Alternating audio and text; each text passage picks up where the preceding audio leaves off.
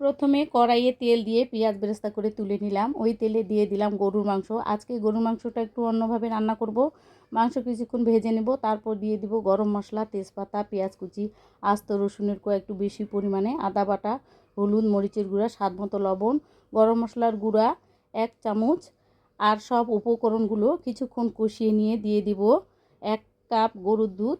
ঢেকে দেবো 20 মিনিটের জন্য। 20 মিনিট পর দিয়ে দিলাম কেটে রাখা আলু। আমার পরিবারের সবাই আলু মাংস পছন্দ করে খুব, তাই আলু দেওয়া। আলু ছাড়াও মাংসটা এভাবে রান্না করলে অনেক টেস্টি হয়। আলু মাংস কষিয়ে নিয়ে দিয়ে দিলাম 1/2 চামচ করে সাদা এলাচ, ধনিয়া আর জিরে গুঁড়া।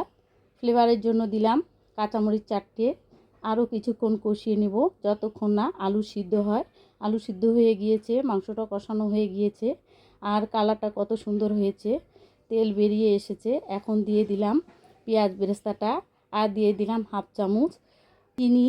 আর পেঁয়াজ বেরেস্তাটা দেওয়ার কারণে তরকারির ঘ্রাণটা অনেক সুন্দর হয় আর খেতেও অনেক ভালো লাগে। আজকে রান্নায় আমি একটু পানি ব্যবহার করি নাই।